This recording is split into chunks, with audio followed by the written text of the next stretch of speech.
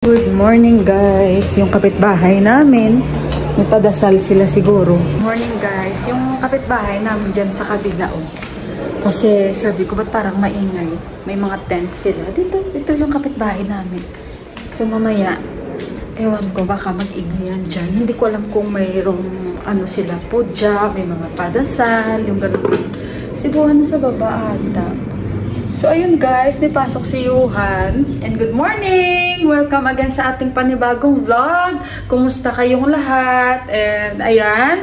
And today is Friday. Happy Friday sa ating lahat.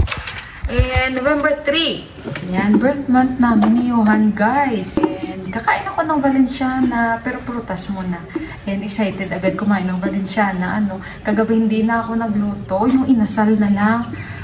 Lasang adobo. Kaya sabi niya, Mama, ba't parang ibang lasa ito? Sabi ko, okay lang yan anak. Ang importante, anak, nag-inasal tayo. Ubos din naman nilang dalawa ni Johan. And kami ni Daddy, nag-Valenciana lang kami. And silang dalawa lang yung kumain.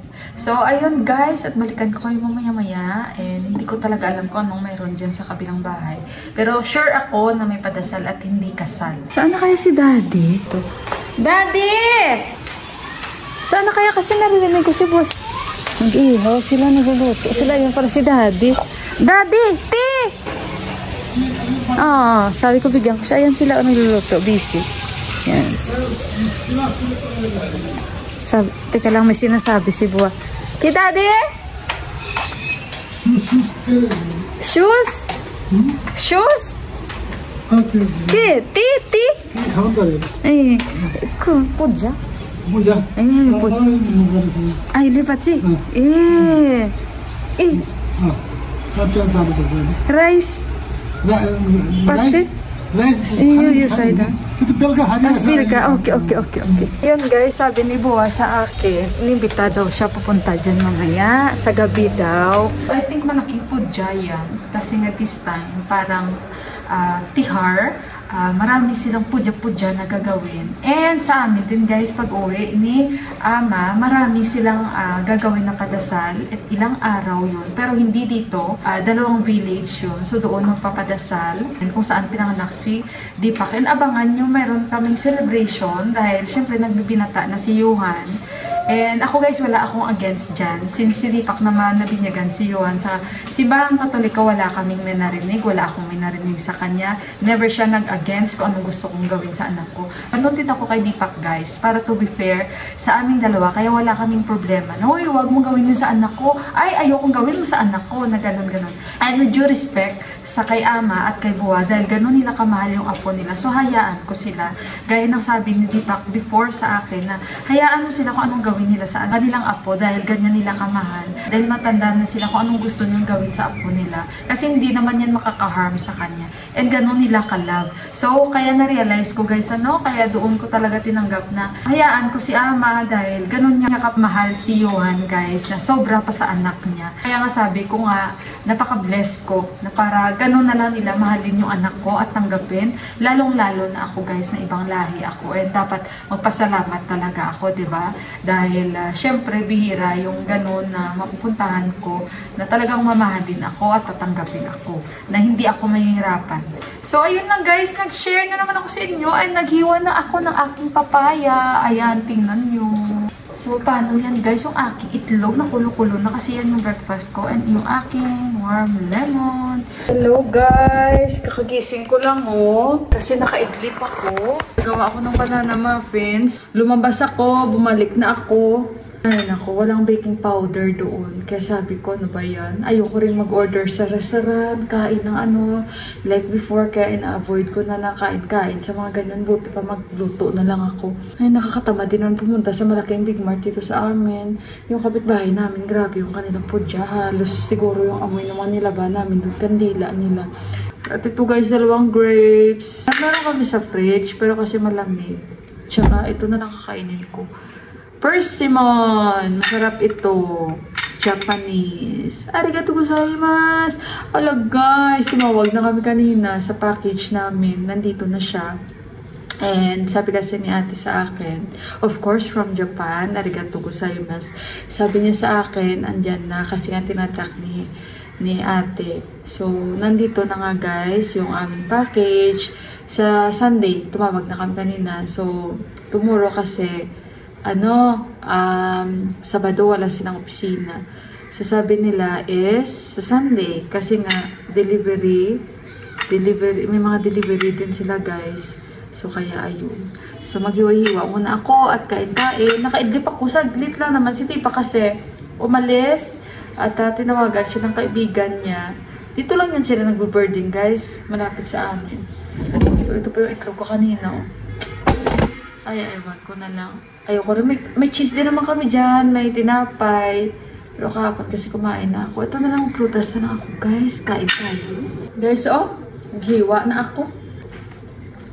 Persimmon. Bumili kami kahapon dalawa. Tapos dalawang papaya. Lagay ko muna to guys, yung mga hinugasan ko kanina, i-arrange ko muna sa mga lagayan. At yung mga nilabahan. Naglaba kasi si Deepak, so kukuhanin ko na lang yung sa taas. Medyo windy today, kaya tayo sa rooftop. Tsaka yung sa kapitbahay, di ba nang padasal sila. Kanina, nung nagsasampay pala kami ni Deepak, nakaupo na sila at yung nakarap sila sa amin. So, ganyan. Kasi sila tapusin talaga yung dasal. Tapos yung mga bisita, nag-aantay lang yan. Upo. Tapos yung mga pagkain nila, parang cater na pero nagluluto sila dyan sa babao. Kaya ngayon maingay, naguga sila ng mga malalaking kaldero. So, ganyan yan dito ang style. Hindi katulad sa atin, guys, na cater na i-deliver na. So, dito, guys, magluluto yan ang mag-cater sa bahay nyo. Luluto sila, guys, sa bakuran nyo. Basta ganyan yung style ng cater nila. Hindi yung lulutuin na nila doon at i-deliver. Sa atin, ganon, di ba? Magpa-cater tayo. Sila ganon din yung mga sila upuan. Upuan lang yan kasi hindi man yan uso dito yung may lamesa at upuan. Depende siguro kung talagang doon kayo kumain sa parang hall nila. Pero ganyan yung style ng cater dito guys. Nagdadala pa ng malaking kaldero, mga gulay, ganyan yan. Tapos dyan yan sila magluluto. Tapos may tagaluto din. Ganun. Hindi yung katulad sa atin, di ba? Dito matrabaho pa rin sila guys. Imbis na hindi na disturbo sa bahay, disturbo pa rin. Diba? Ganun yung sa kanilang style dito. Iba kasi sa atin eh. Yung style din nila ba, masyadong late. So, kaya ayun. Yun ang na-witness ko sa akin lang yun ha. Sa na-experience ko lang yun ha. Yun. Yung oven ko na lutuan ko ng inasal ko. Hindi ko pa nalinis. Pero ito nilinis ko na. Mag-bake sana ako guys. Ikaso lang. Walang baking powder.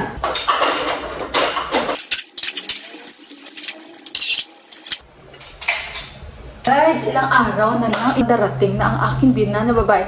Darating na si biyanan, guys, at ang aking brother-in-law. Yes, guys, dalawa lang sila ang darating this time kasi may mga trabaho. Yung kapatid ni Deepak, guys, at yung mga asawa nila. Siyempre, guys, lahat sila magbabakasyon, lalong-lalo na peak season this time. Ang mahal-mahal ng ticket. Tsaka hindi naman ganun kagrabe yung kanilang mga trabaho sa Estados Unidos. Noon, nagkasabay din sila kasi siguro medyo may budget. Pero siyempre, alam nyo naman, galing din naman tayo sa isang OFW.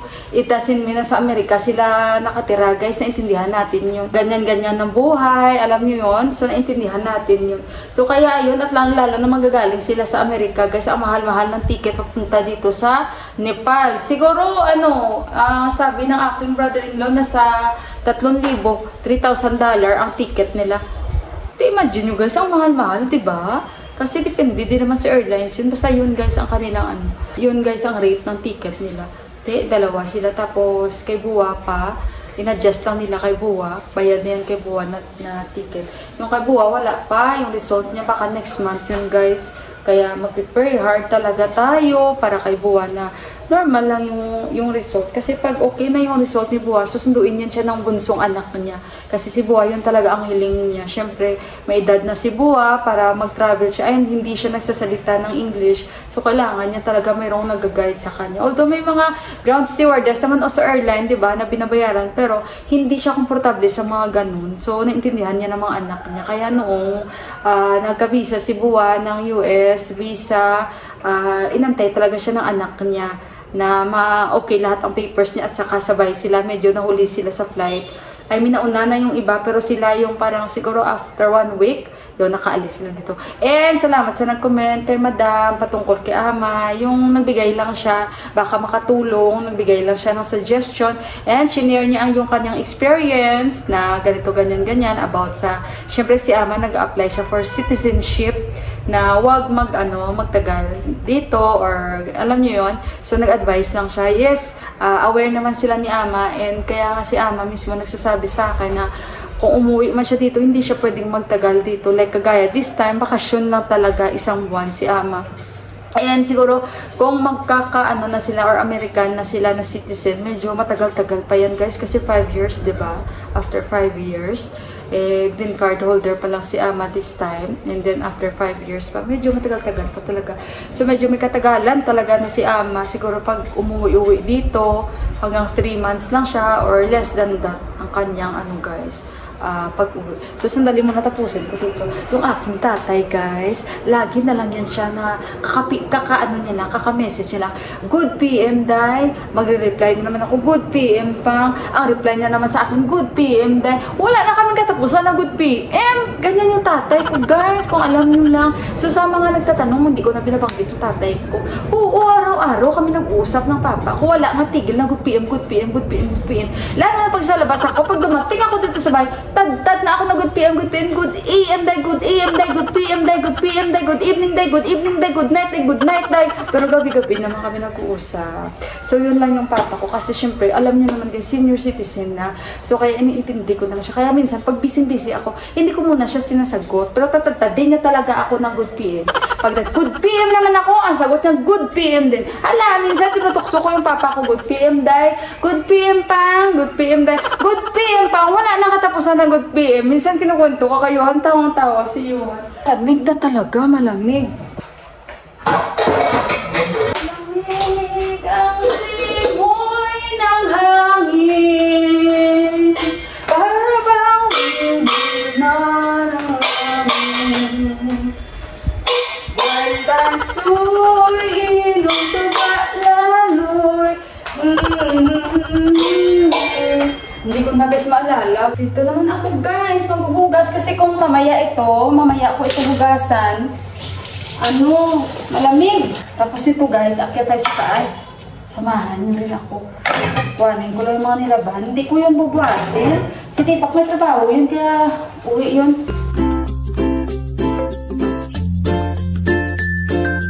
Okay na, tapos na. Finish. Mabilis lang. Diba? Ito na hugasan ko na.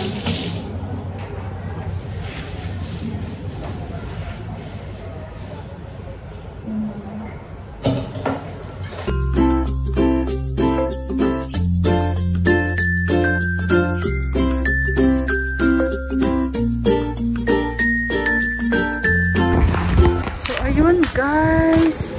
I-end ko na yung aking vlog for today. Maraming salamat sa inyong pagsama sa akin. And medyo windy na. God bless us all and I love you. Bye guys!